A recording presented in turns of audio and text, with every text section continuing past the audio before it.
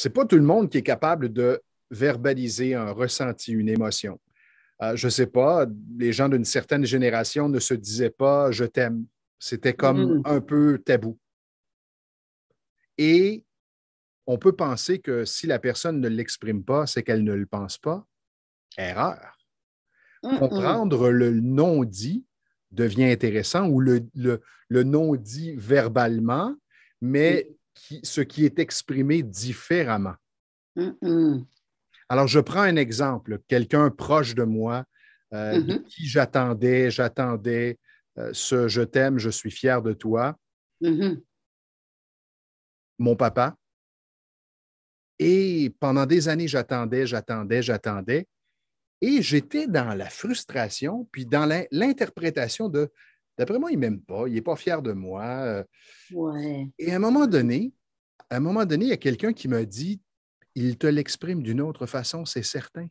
Ah, Sois sensible à certains gestes. Et à un moment donné, je pense ah, que c'est dans les jours qui ont suivi, alors que je parlais, je racontais quelque chose, à un moment donné, mon père m'a placé sa main sur mon épaule. ah, c'est beau. Et j'ai vraiment ressenti que c'était comme une marque d'appréciation. Et depuis ce Hmm. jour, Lise et vous qui nous écoutez, je vous jure que ça a complètement changé ma perception. Et je vois de l'amour dans cet homme de bien des façons. Quel bel exemple. Écoute, Stéphane, tu m'amènes dans un exemple très touchant pour moi aussi dans le même sens. Et je pense que ça vaut la peine de profiter de ces exemples pour démontrer justement que souvent dans le non-dit, il y a un dit, je dirais. Oui, Dans le non-dit, il y a un dit, je dirais. Moi, ma maman me prenait pas dans ses bras. Et pour moi, un peu semblable à toi, je me suis dit, ben, j'aimerais ça, j'aimerais donc ça. Et un jour, beaucoup plus âgé, dans la vingtaine dépassée, je, je l'ai comme verbalisé à maman. Pourquoi il me semble, ni moi, ni mes soeurs, ni mes frères. Stéphane, elle m'a raconté que ma petite sœur Monique, à 2 ans et demi, elle est tombée dans un seau d'eau bouillante. Elle a été brûlée au dernier oh, degré. Et quand je suis arrivée de l'école, j'avais 5 ans, maman l'avait dans ses bras et on voyait toute la peau. Et elle, quand elle tournait sa petite tête, elle, elle, elle hurlait pas. Elle avait à peine une petite voix. Et elle est décédée 3 jours plus tard. Et maman m'a raconté que pour elle, imagine, pour elle, de prendre dans ses bras un autre enfant, c'est un rappel de souffrance. Et par la suite, pour dire comment la communication peut faire un changement énorme, par la suite, maman me touchait. Et j'ai eu cette image, moi je l'ai vue, ma petite sœur, c'était... c'est horrible ce que tu décris. Ça doit être incroyable et innommable pour un parent de vivre ça.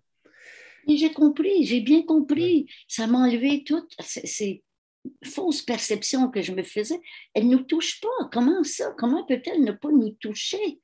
Et c'est comme si tout ça a disparu une fois que j'ai compris par ce qu'elle m'a raconté. Alors, vous qui nous écoutez, est-ce que vous êtes à l'aise d'exprimer vraiment ce que vous ressentez tout le temps et avec Mm. tous les gens que vous rencontrez ou non? Il y a fort à parier que ça dépend des contextes et que ça dépend des gens. Et Mhm. cessez de vous culpabiliser parce que peut-être que vous ne communiquez pas l'information avec les mots, mais si vous le ressentez, vous le Mm. communiquez d'une autre façon, avec un geste, avec un regard complice, avec un ton de voix ou avec un autre commentaire, une autre expression qui veut dire la même chose, avec une bienveillance.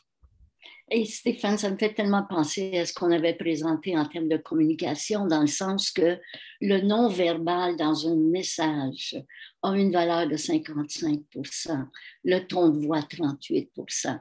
Alors, si on ne dit pas les mots, regardons le non-verbal et Exactement. partons du non-verbal. Ouais, écoutons la voix, le ton de voix, l'énergie, la présence de la personne et juste de cette façon, vous allez comprendre bien les choses qui n'ont pas été exprimées avec des mots, comme si on ne parlait pas le même langage. Vous imaginez le scénario, vous allez dans un pays où vous ne parlez pas la langue Mhm, et vous rencontrez quelqu'un que vous appréciez, vous mhm, passez de bons moments avec cette personne et éventuellement vous quittez. Et avant de quitter, vous regardez cette personne dans les yeux et vous ressentez dans mhm, son regard qu'elle a tellement apprécié votre séjour et votre compagnie. Et vous ne comprenez pas, elle ne peut pas vous exprimer dans votre langue à vous ce qu'elle ressent, mais vous le comprenez par son non-verbal et son paraverbal, l'énergie de sa voix, sa bienveillance et tout ça. Alors, comme il y a du dit dans le on non-dit. dit exactement, et c'est pour cette raison qu'il est important d'être présent à l'autre, parce que pour conclure et revenir à mon exemple initial, moi, je percevais à travers un filtre, le Mhm, filtre de la souffrance, et j'avais mhm, des attentes que mon papa n'était pas en mesure mhm, de livrer parce que c'est pas lui, c'est pas dans sa façon d'être. Alors, mhm, en changeant mon regard, mon écoute, mon attention, ben, j'ai pu percevoir sa façon à lui mhm.